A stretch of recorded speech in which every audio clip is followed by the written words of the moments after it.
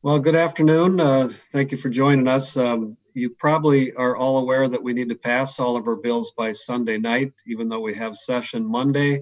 So that means we have a little over 30 hours, just about 32 hours left to get some of the key things done that I think are important for Minnesota.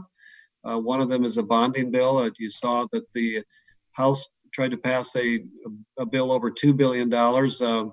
We've released our bonding bill, which is $998 million of general obligation bonds, and then another $400 million of trunk highway bonds. And so a very significant package focused on wastewater infrastructure and roads and bridges, the buildings that we need to take care of, really across the whole state. I appreciate that Senator Senjum and his Capital Investment Committee traveled all four corners of the state and listened to all the projects out there, and I think put out a pretty significant bonding bill.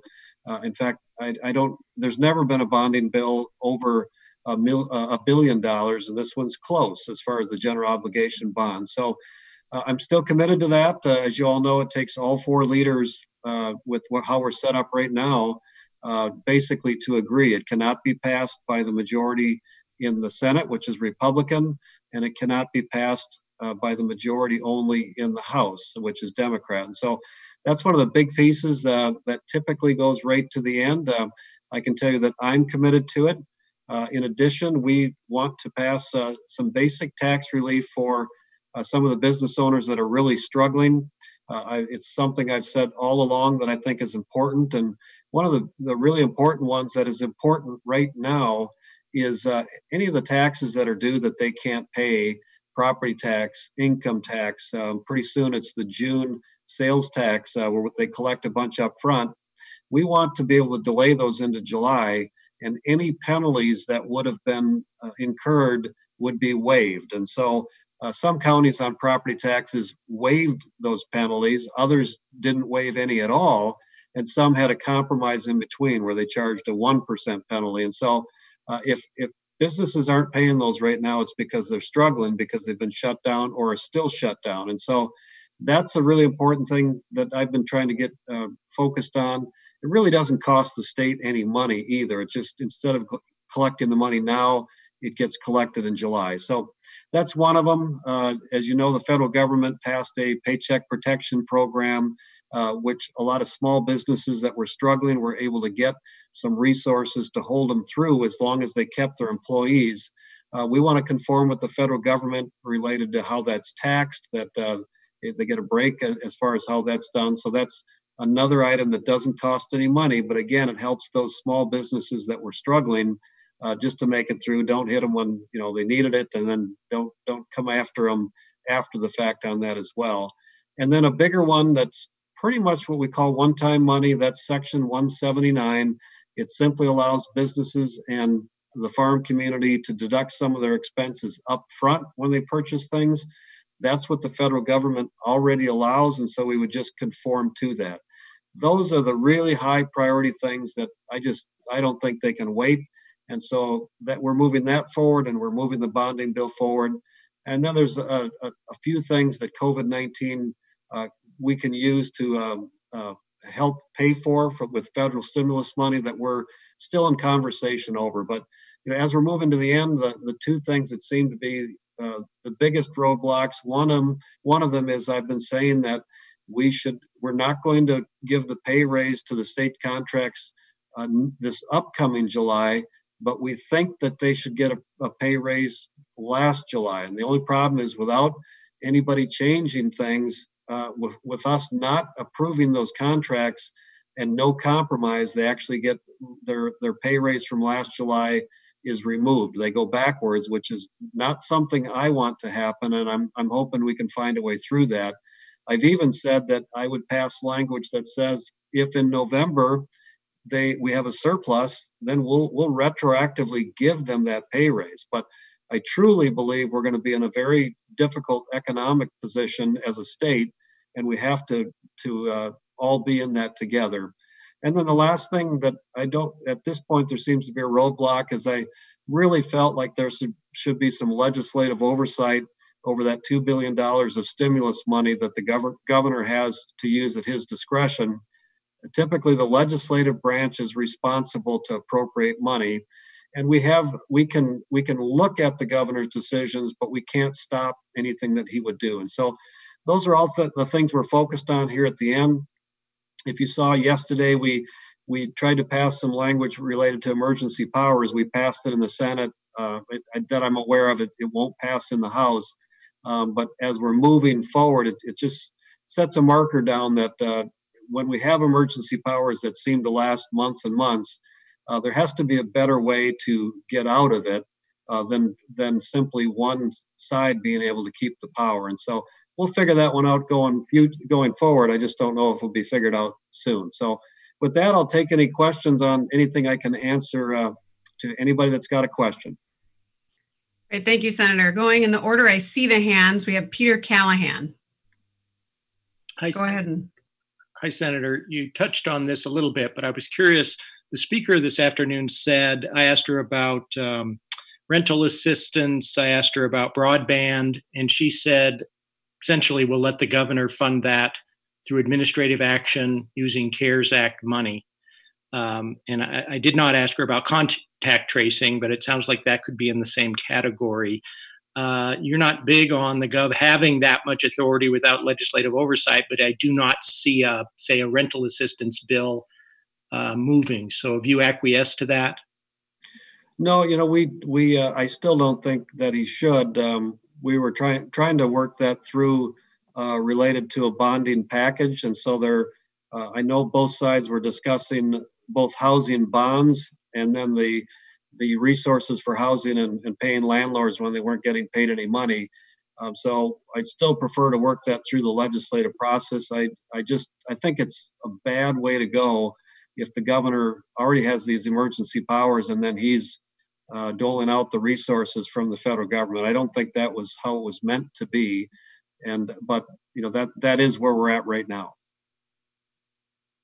Thank you. Yep.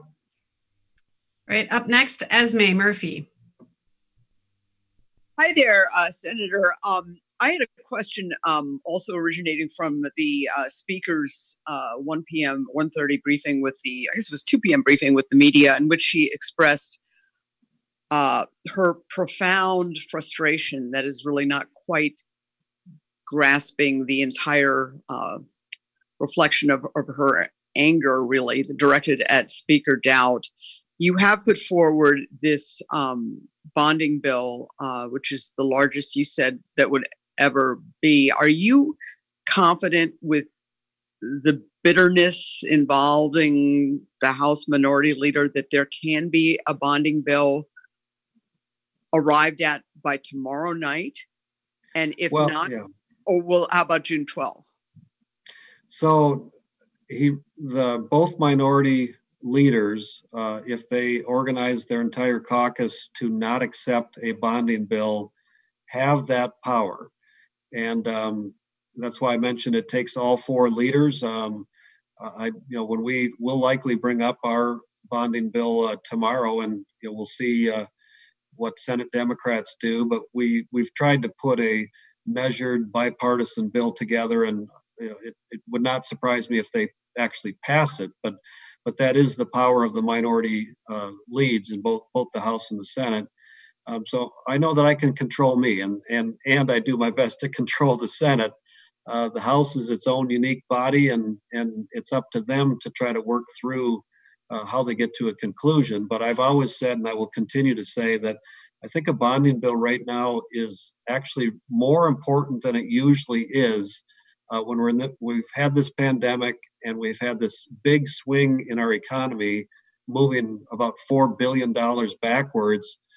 This is one of the things that we can do for stimulus. And I don't want to waste the money. I want it to focus on the things we know we have to get done, the wastewater infrastructure across many communities, roads and bridges that need to get done, higher ed buildings that need to be fixed. I mean, that's the thing that really can help as one of the things we can do. The other one is some of the tax relief I talked about.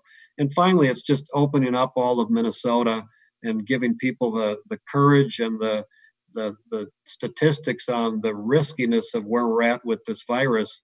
so that the normal population, if they practice social distancing, can really get out there and let the economy start to run again. So it's a big deal, but I can't control the House, and that will be a challenge as we run to the end. Okay. Are you optimistic that something can be arrived at by tomorrow night, or if not, then on the 12th of June, or after that? I'm not giving up on it. I'm hoping to get it done tomorrow night. I will continue to work and advocate for that until we do get it done. So that's my position. Thank you, sir. Yep.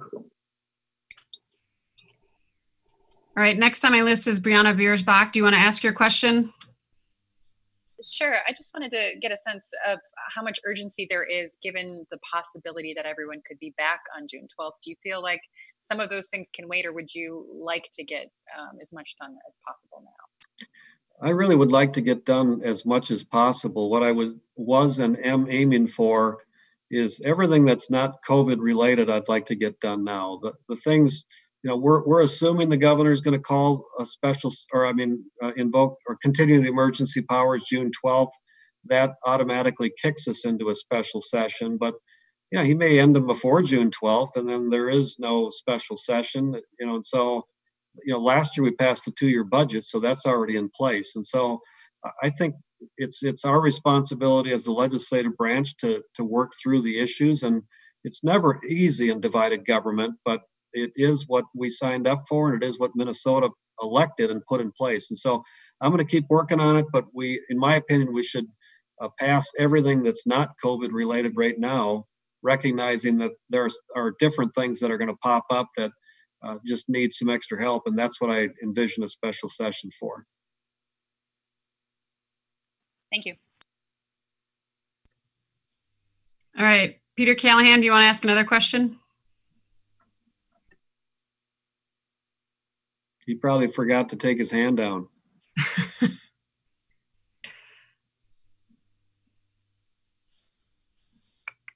Everybody's tired out of all this Zoom activity. And all right, if there's any other questions, raise your hand or jump in now. I was just wondering what the plan is for the rest of the night. I know the Senate has the bonding bill up. I guess, how do you envision tonight and tomorrow going?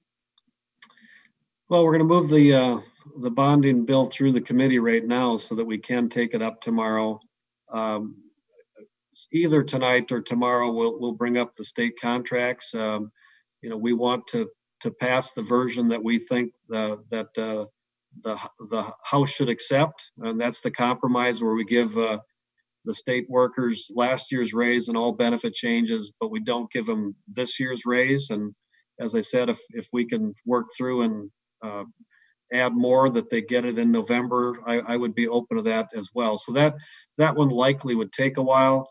There's some other bills that are on the agenda right now, but those are the two big ones as we're trying to work through whether all 4 leaders are going to agree on a bonding bill or not. And the bonding and taxes will be tied together, so I kind of expect those two to be late tomorrow night if that's the course. And that would be great news if that's what happens. But those are the big ticket items, and then there's all kinds of individual senators with individual things they're working on. I'm amazed at how many people I have talked to about something that they want to get done, and that is normal at the end, because you realize you're running out of time, and is there a way to squeeze your bill and your issue into this funnel? And so that's what my job is here at the end, and the speakers as well, is trying to work through all those issues. But the speaker and I have very good communication. We're trying to work through the issues, talking to the governor. And so the conversations are there, which is the recipe for a possible good conclusion. We'll just have to stay tuned. We'll keep you all up late the next 2 nights. All right, and I think we have Peter Callahan back. Do you want to go ahead and try and answer your question, Peter? Yeah, sorry. I was looking at your bonding bill, and it's hard for me to see that as anything but a starting position, because you guys have always had housing money. You've always had housing bonds, and there's hardly any in the way of housing bonds in this bill. So where are those, and why would you do something different than Republicans have done in that area for the last many bonding bills? So if we pass the bonding bill, we would we would lay it over or wait for the House. So we wanted people to see our position.